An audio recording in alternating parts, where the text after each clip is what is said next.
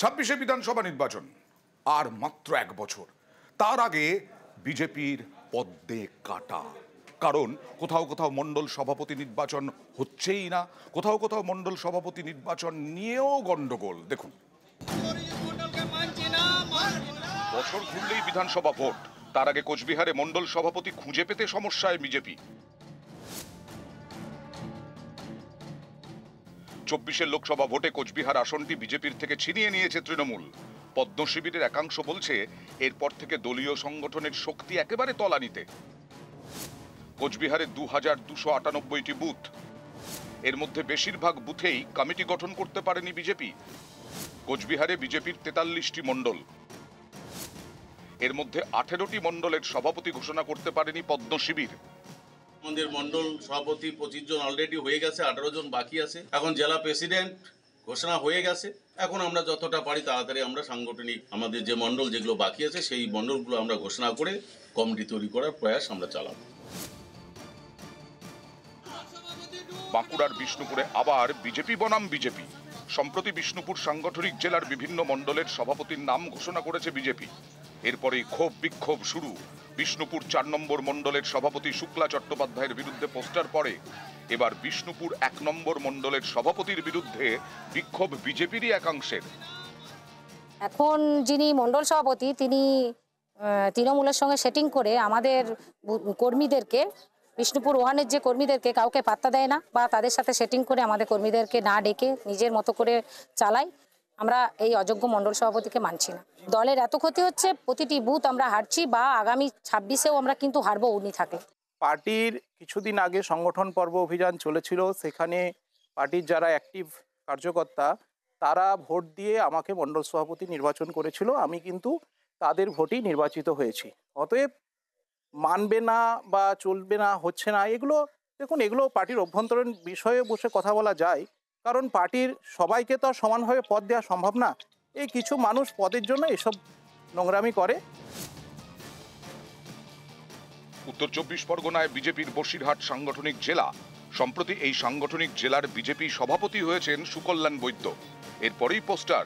নতুন জেলা সভাপতির বিরুদ্ধে বাদুড়িয়ায় বিজেপি পার্টি অফিসে পড়েছে পোস্টার। তাতে লেখা, আজ থেকে বিজেপি দলের কালো দিনের সূচনা। বসিরহাটে কাছাড়িপাড়ায় বিক্ষোভ দেখানো হয়। দক্ষিণ 24 পরগনার নামখানা, এখানে সাগর 5 নম্বর মণ্ডলের বিজেপি সভাপতি দিলীপ প্রধানের বিরুদ্ধে ক্ষোভ দলেরই একাংশের, তারা বিক্ষোভ দেখান। নিউজ 18 বাংলা। গঙ্গাসাগরের সমস্যা আবার সেই ভাঙন আতঙ্ক। কপিল মুনির মন্দিরের কাছেই স্নানঘাটে ভাঙন। গত কয়েক মাস আগে সারানো হয়েছিল, কিন্তু তারপরে কোটালের জলোচ্ছ্বাসে ধুয়ে মুছে সাফ। গঙ্গাসাগর মেলার সময় 1 কোটির ওপর মানুষ আসে, প্রচুর টাকা ওদের জমাও পড়ে। সেই টাকাটা ওরা অযোধ্যায় নিয়ে চলে যায়, কারণ সেখানে ওদের একটা মন্দির আছে। আমি বলেছি যে আপনারা এবারে টাকার থেকে 25% টাকা দিয়ে, যাতে এই মন্দিরটা ডুবে না যায় জলে, আপনারা ওই জায়গাটা কংক্রিট করে দিন। গুরুদাসজি মহারাজ হ্যাঁ বলেছেন।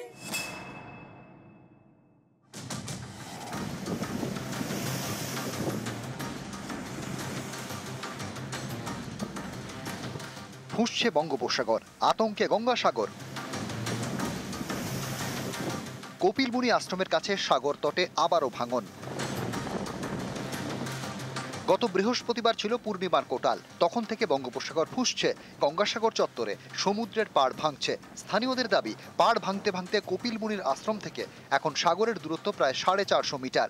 1 থেকে 3 নম্বর স্নানঘাটের মধ্যে বড়সড় ভাঙন দেখা দিয়েছে। গঙ্গাসাগর মেলার আগে অস্থায়ীভাবে বাঁধ মেরামত করেছিল প্রশাসন, জলোচ্ছ্বাসে সেসব ভেসে গিয়েছে। আতঙ্কে তো অবশ্যই আছি, রাতে তো চিন্তা থাকবে, ঘুমালে কখনো একটা ভরা কোটালে এসে পুরো ভেসে নিয়ে চলে যাবে। আমি চাইছি সবাই একটা সামঞ্জস্যভাবে একটা যদি নদীমাত তৈরি করে, তাতে আমরা সাগর হিসেবে খুব গর্বিত থাকবো এবং চিন্তামুক্ত থাকতে পারবো। এখানকার যে উপকূলবর্তী মানুষ প্রচণ্ড আতঙ্কের ভিতরে থাকে, আমরাও আতঙ্কের ভিতরে রয়েছি। তাই কেন্দ্রীয় সরকার এবং রাজ্য সরকারকে দৃষ্টি আকর্ষণ করছি, অস্থায়ীভাবে না করে পাকাপাকিভাবে পার্মানেন্টভাবে আপনারা একটু ব্যবস্থা গ্রহণ করুন। সোমবার ভাঙন পরিস্থিতি ঘুরে দেখেন সুন্দরবন উন্নয়ন মন্ত্রী। গঙ্গাসাগরের যে ভাঙন, সুন্দরবনের বিস্তীর্ণ যে ভাঙন আবার শুরু হয়েছে, সেই ব্যাপারে রাজ্য সরকার অত্যন্ত সোজা করে এটাকে একটা পার্মানেন্ট জায়গাতে নিয়ে যাওয়া, তার জন্য প্রচেষ্টা চলছে। গঙ্গাসাগর থেকে বিশ্বজিৎ হালদার, নিউজ 18 বাংলা। এবার কসবায় কাণ্ড দেখুন। একটি ওয়ার্ডে বড় চেয়ারম্যান সুশান্ত ঘোষকে সমর্থন করায় নাকি 60 থেকে 65টি পরিবারকে জল দিচ্ছেন না ওখানকার কাউন্সিলর লিপিকা মান্না। এরকমটাই অভিযোগ উঠেছে কাউন্সিলর, তৃণমূলেরই কাউন্সিলর লিপিকা মান্নার বিরুদ্ধে। 15 দিন ধরে জল না পাওয়ার অভিযোগ। আর বড় চেয়ারম্যান সুশান্ত ঘোষ, এটা 107 নম্বর ওয়ার্ড কলকাতা পুরসভার। সরাসরি চলে যাব প্রতিনিধি সুস্মিতার কাছে। কি অভিযোগ, কেন এই অভিযোগ উঠছে, কি সাফার করছেন মানুষ?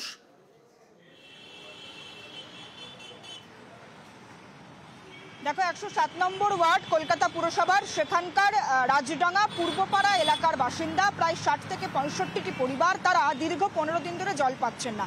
কিন্তু কেন পাচ্ছেন না?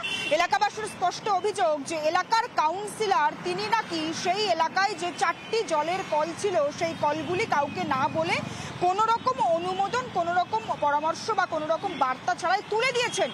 কিন্তু কেন তুলে দিয়েছেন সে বিষয়ে কোনো স্পষ্ট বক্তব্য নেই এলাকাবাসীর। উপরন্তু এও অভিযোগ, আগে যখন ওই ওয়ার্ডে সুশান্ত ঘোষ তিনি কাজ করতেন, সেখানে ভালো পরিষেবা পেতেন, কিন্তু এই মুহূর্তে লিপিকা মান্না তিনি পরিষেবা দিতে ব্যর্থ হচ্ছেন এলাকাবাসীকে।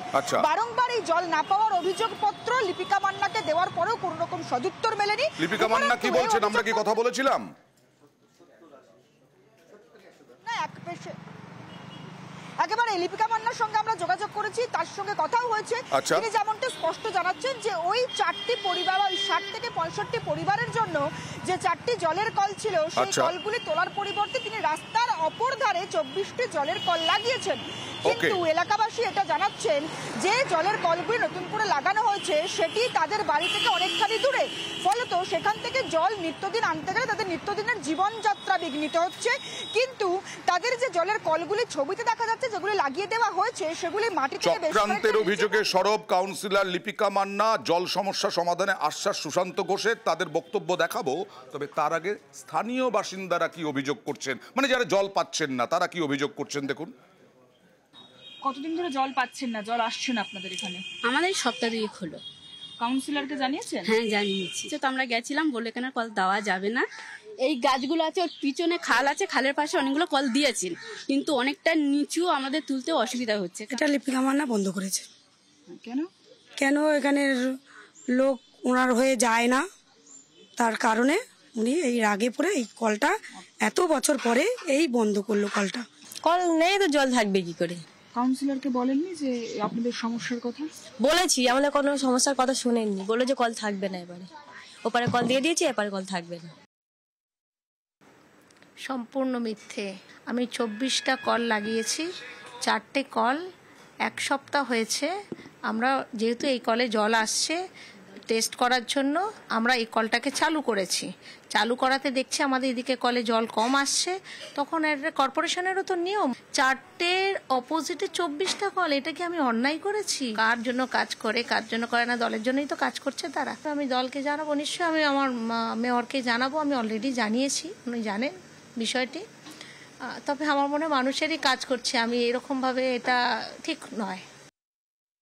অভিযোগ তো এসছে আমার কাছে, এবং আমি তৎক্ষণাৎ বোরোর যে জলের এক্সিকিউটিভ আছে তাকে বলেছিলাম ব্যাপারটা দেখবার জন্য, এবং আমি অনুরোধও করেছিলাম যে প্রচন্ড গরম আছে, এই গরমের মধ্যে অন্তত একটা লাইন যেন ওখানে দিয়ে দেওয়া হয়।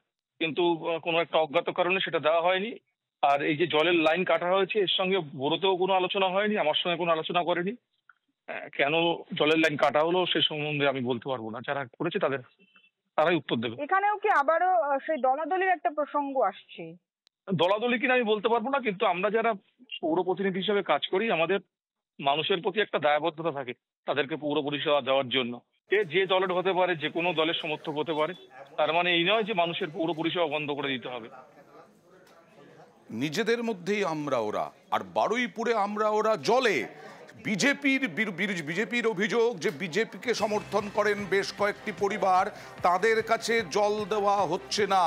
কথা বলবো প্রতিনিধি অর্পণের সঙ্গে। অর্পণ, কি তো কেন মনে করছেন ওই এলাকার মানুষজন? বারুইপুরের কোন এলাকা এটা, এবং কতদিন ধরে তাদের জল না পাওয়ার অভিযোগ?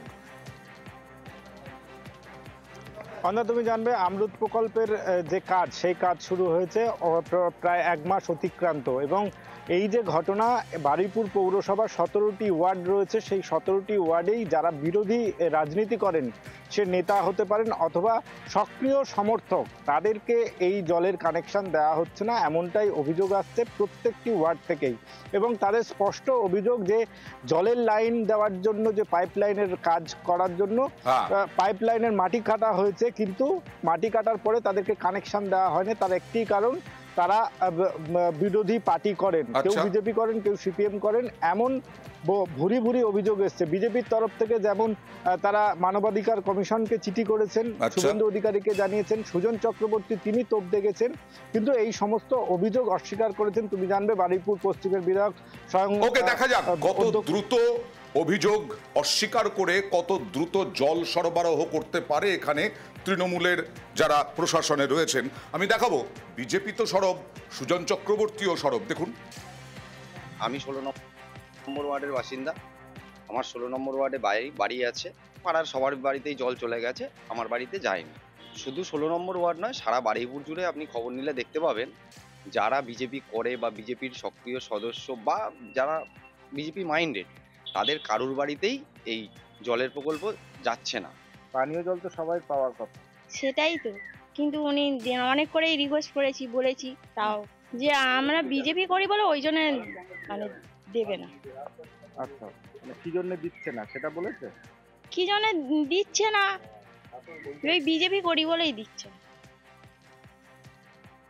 এরকম অভিযোগ আমরা 6 মাস ধরে পাচ্ছি, এবং সেই এলাকায় যারা আমাদের দলটা করে তারা দীর্ঘদিন কাউন্সিলরকে বলছে, তাদের প্রতিনিধিদের বলছে, অথচ তাদের দেওয়া হচ্ছে না, তাদের পাশের বাড়ির লোকেরা জল পেয়ে যায়। আমাদের দাবি হচ্ছে রাজনীতি যে কেউ করতে পারে, তার মানে এটা নয় যে তার বাড়িতে পানীয় জল দেওয়া হবে না। এটার বিরুদ্ধেই আমাদের প্রতিবাদ। জলের কানেকশন দেওয়ার সময় বেছে বেছে কে শাসক দলের আর কে শাসক দলের বিরোধী, সেইভাবে কখনো কি দেয়া যায়? বিরোধীদের কানেকশন দেওয়া হবে না, বন্ধ, এটা না, কখনো চলে না। সব বঞ্চনার শিকার হবে যে কার কি মত, তার পরিপ্রেক্ষিতে খুবই দুর্ভাগ্যজনক। আমার ধারণা বারুইপুরের মানুষ এ ব্যাপারে যথেষ্ট খেয়াল করছেন এবং যথেষ্ট প্রতিবাদ করছেন। আর এই সমস্ত অভিযোগ একেবারে উড়িয়ে দিয়েছেন বিধায়ক বিমান বন্দ্যোপাধ্যায়। বিরোধী দল করে বলে তারা পানীয় জলের কানেকশন পাচ্ছে না, এই সম্পূর্ণ অসত্য কথা। আমরা এরকম বৈষম্যমূলক আচরণ করি না। আমরা মানুষের প্রয়োজনীয় পানীয় জল, সবাইকে পানীয় জল দেওয়া হয়। যারা বলছে তার উদ্দেশ্য প্রণোদিত হয়।